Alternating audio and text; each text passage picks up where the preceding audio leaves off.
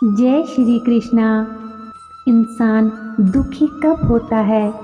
देखिए, जहाँ तक मेरा मानना है, इंसान के देखने का तरीका ही उसे सुखी या दुखी बनाता है। यानी कि उसका देखने का नज़रिया किस प्रकार का है, किसी चीज़ को देखकर वह क्या सोचता है। जब तक आप खुद नहीं चाहते, तब तक आपको कोई भी दुखी नहीं कर सकता। कोई भी व्यक्ति अपने विचारों द्वारा ही दुखी होता है। हमारे विचार ही हमें दुख पहुंचाते हैं। अगर हम किसी व्यक्ति या वस्तु से अपने आप को जोड़ लेते हैं, तो वह व्यक्ति और चीज़ ही हमारे दुखों का कारण बनती है।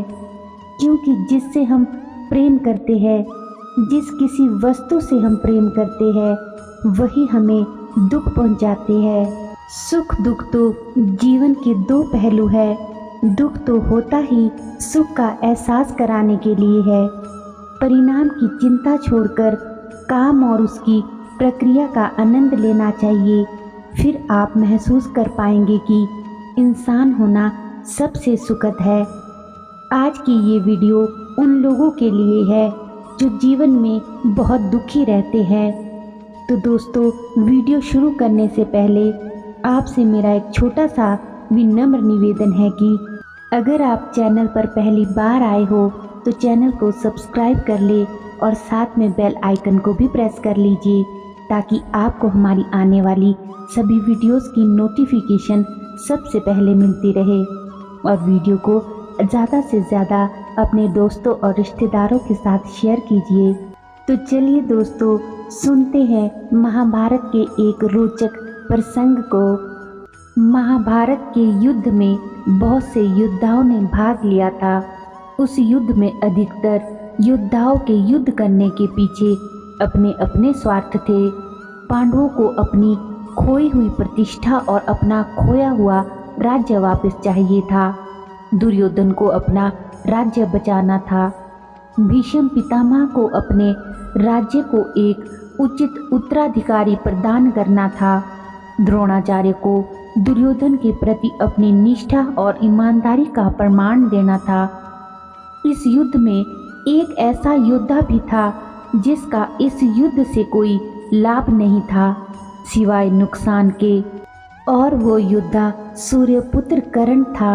हालांकि कर्ण दुर्योधन का परम मित्र था, परंतु दुर्योधन का कर्ण की मित्रता में भी स्वार्थ था। लेकिन कर्ण का दुर्योधन की मित्रता में कोई स्वार्थ नहीं था, जिसका प्रमाण कर्ण ने मौत को गले लगा कर दिया। अर्जुन के हाथों बाण लगने से कर्ण जब मौत के निकट था, तब वो बेहद पीड़ा से गुजर रहा था।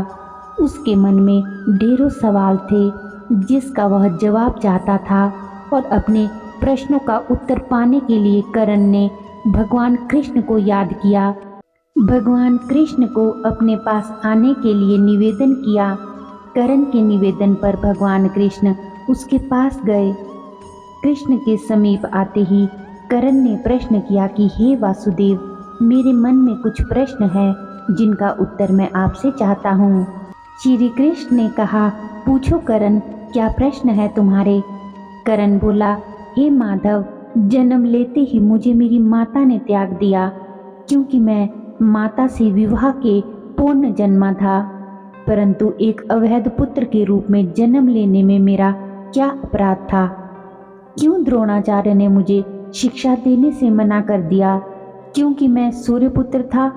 क्षत्रिय होते भी मैं क्षत्रिय ना था। जीवन भर मैं इस बोझ को ढोता रहा, परंतु इसमें मेरा क्या अपराध था? भगवान परशुराम ने मुझे उपहार स्वरूप शिक्षा तो दी, परंतु अभिशाप स्वरूप श्राप भी दिया कि जिस वक्त मुझे इस विद्या की सबसे अधिक आवश्यकता होगी, उस वक्त मैं इस विद्या को भूल जाऊंगा, क्योंकि मैं उनके अनुसार क्षत्रिय ना था। जबकि भगवान परशुराम की नींद खराब ना हो, उसके लिए मैंने एक असहनीय पीड़ा को सहा था, जिसके उपहार स्वरूप उन्होंने मुझे श्राप दे दिया। क्या असहनीय पीड़ा को सहन करना मेरा अपराध था? एक बार जब मैं शब्द बेदी बाण की विद्या का अभ्यास कर रहा था, तब मेरा तीर गलती से एक बछड़े को लग गया और बछड़े की मृत्यु हो गई, जो बस एक दुर्घटना मात्र थी। मेरे बार बार माफ़ी मांगने के बाद भी बछड़े के स्वामी ने मुझे श्राप दे दिया कि असहाय अवस्था में ही मेरी मृत्यु होगी, जबकि उस दुर्घटना में भी मेरा कोई दोष नहीं था। परंतु फिर भी मुझे उस श्राप का कष्ट भोगना पड़ा। दुर्घटना किसी से भी हो सकती है, इसमें मेरा क्या अपराध था। इतना ही नहीं, द्रौपदी के स्वयंवर में भी मेरा अपमान किया गया, क्योंकि मैं एक सूत पुत्र था, क्षत्रिय नहीं। वासुदेव, आप बताएं, क्या सूत पुत्र होना मेरा खुद का चुनाव था? परिस्थितियों ने मुझे सूत पुत्र बनाया, इसमें मेरा क्या अपराध था? कुंती ने आखिर में मुझे मेरे जन्म का रहस्य बताया, किंतु अपने अन्य पुत्रों को बचाने के लिए मुझसे उन्होंने निवेदन किया। कर्ण कहता है कि हे कृष्ण, आज जो भी मुझे कुछ प्राप्त हुआ है वह दुर्योधन से ही प्राप्त हुआ है। अगर मैं उसकी तरफ से लड़ा था, मैं गलत कैसे हुआ? कर्ण के इन प्रश्नों को सुनने के बाद भगवान श्री कृष्ण मुस्कुराते हुए बोलते हैं, राधे, मेरा जन्म भी कारागार में हुआ। जन्म से पहले ही मृत्यु मेरी कंस के रूप में मेरी प्रतीक्षा कर रही थी। जिस रात मेरा जन्म हुआ, उसी रात मुझे मेरे माता पिता से अलग कर दिया गया। हे कर्ण, तुम्हारा बचपन रथ, घोड़े, धनुष और बाण के बीच उनकी वाणी सुनते हुए बीता, परंतु मुझे ग्वाले की गौशाला मिली, गोबर मिला और खड़ा होकर चल भी नहीं पाया कि उसके पहले ही मुझे प्राणघातक हमले झेलने पड़े। कोई सेना नहीं, कोई शिक्षा नहीं, कोई गुरु नहीं, लोगों से बस ताने ही मिले कि मथुरा में घातक हमलों का मूल कारण मैं ही हूँ। तुम्हारे गुरु परशुराम जब तुम्हारे शौर्य की प्रशंसा करते हुए कह रहे थे कि भगवान शिव को छोड़कर तुम्हें कोई और पराजित नहीं कर सकता, मुझे तो उस उम्र तक कोई शिक्षा भी नहीं मिली थी। तुमने अपनी पसंद की कन्या से विवाह किया, परंतु मैंने जिस कन्या से प्रेम किया वह मुझे मिली ही नहीं, बल्कि मुझे उस कन्या से विवाह करना पड़ा जो मुझसे प्रेम करती थी, जो मुझे चाहती थी। जरासंध से बचने के लिए मुझे और मेरे पूरे परिवार को यमुना से हटाकर दूर समुद्र के किनारे बसना पड़ा। इसके लिए मुझे रणभूमि छोड़कर भागना पड़ा। रणभूमि से पलायन करने के कारण मुझे कायर और रणछोड़ कहा गया। जरा विचार करो राधे, अगर दुर्योधन जीतता है तो तुम्हें बहुत सारा श्रेय मिलेगा। धर्मराज युधिष्ठिर अगर जीतते हैं तो मुझे क्या मिलेगा? मुझे केवल युद्ध और युद्ध से निर्मित समस्याओं के लिए ही दोष दिया जाएगा। हे कर्ण, जीवन हर किसी को चुनौती देता है, जिंदगी किसी के साथ न्याय नहीं करती। अगर दुर्योधन ने अन्याय का सामना किया तो युधिष्ठिर ने भी अन्याय को भुगता है, परंतु सत्य धर्म क्या है ये तुम भली भांति जानते हो। कोई बात नहीं अगर हमारे साथ कितना ही अपमान हुआ हो और जो हमारा अधिकार है वो हमें ना मिला हो। महत्व तो इस बात का है कि तुम उस संकट की घड़ी में संकट का सामना कैसे करते हो। भगवान श्री कृष्ण कहते हैं कि हे राधे, इस पूरी पृथ्वी पर कोई व्यक्ति ऐसा नहीं है जिसे ऐसा न लगा हो कि उसकी समस्या सामने वाले से बड़ी नहीं है। हर किसी को ऐसा ही लगता है कि उसकी समस्या की पोटली सामने वाले की पोटली से बड़ी है, परंतु यह सत्य नहीं होता, क्योंकि हर किसी की समस्या अपने अपने स्थान पर बड़ी ही होती है। लेकिन इसका मतलब यह नहीं कि तुम गलत मार्ग पर चलकर अपनी समस्याओं का समाधान ढूंढने लगो, क्योंकि हमारी प्रकृति किसी को भी अधर्म के मार्ग पर चलने की अनुमति नहीं देती। और यदि कोई अपनी समस्याओं का समाधान पाने के लिए अधर्म के मार्ग पर चलेगा तो उसका हश्र तुम्हारे जैसा ही होगा। कर्ण अपने जीवन में बहुत ही दुखी था। उसे लगता था कि उसका जीवन बेहद ही कष्टों से बीता है, परंतु जब कर्ण ने अपने जीवन की तुलना भगवान कृष्ण के जीवन से की तब करण को समझ में आया कि कृष्ण की समस्याओं के सामने मेरी समस्याएं तो कुछ भी नहीं है।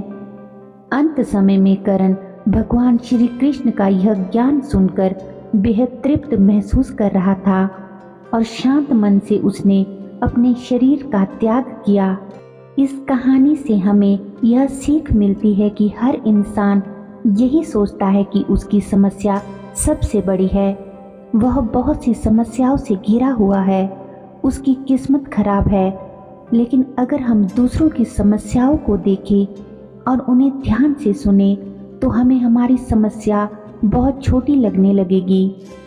अक्सर हम छोटी छोटी समस्याओं को लेकर अपने जीवन और अपनी किस्मत को कोसते रहते हैं, जिसमें से ज़्यादातर समस्याएं तो ऐसी होती है कि जिन्हें हम थोड़ी मेहनत और अपनी सूझबूझ से समाप्त कर सकते हैं, लेकिन हम उसके लिए भी हमेशा दूसरों से ही शिकायत करते रहते हैं। अगर किसी इंसान का वज़न ज़्यादा है तो वह उसके लिए समस्या है, अगर किसी का वज़न कम है तो भी वह उसके लिए समस्या है। अगर कोई बेरोजगार है तो समस्या है, अगर किसी के पास नौकरी है तो अपनी नौकरी पर मिलने वाले कठिन काम उसके लिए समस्या है। और ऐसा इसलिए क्योंकि जो हमारे पास है हम उसे स्वीकार नहीं करते, हम नकारात्मक दृष्टिकोण से देखते हैं और उसमें भी कमी निकालते रहते हैं और दुखी होते रहते हैं। इस दुनिया में कोई ऐसा इंसान नहीं जिसके जीवन में समस्या नहीं है, और ऐसा कोई भी दिन आने वाला नहीं है जिस दिन हमारे जीवन से सारी समस्याएं, सारी कमियां समाप्त हो जाएगी। समस्याएं तो आखिरी सांस तक हमारे साथ रहने वाली है, इसलिए आपको अपनी समस्या को नकारात्मक दृष्टि से नहीं बल्कि सकारात्मक दृष्टि से देखना चाहिए और उसका समाधान करना चाहिए। समस्या का सामना करने का एकमात्र नियम है कि हमें उस समस्या को स्वीकार करना ही पड़ेगा और फिर उसके समाधान के लिए उचित कदम उठाना ही पड़ेगा, क्योंकि समस्या से बचने का यही एकमात्र तरीका है कि उसका समाधान कर दो। तो दोस्तों, यदि आपको करण और भगवान कृष्ण जी के इस संवाद से, इस प्रसंग से कुछ सीखने को मिला हो तो कमेंट करके ज़रूर बताइएगा। और अगर आप पहली बार हमारे इस चैनल पर आए हैं तो वीडियो को लाइक, कमेंट और चैनल को सब्सक्राइब करके ही जाइएगा। तो मिलते हैं अपनी अगली वीडियो में। धन्यवाद। जय श्री कृष्णा।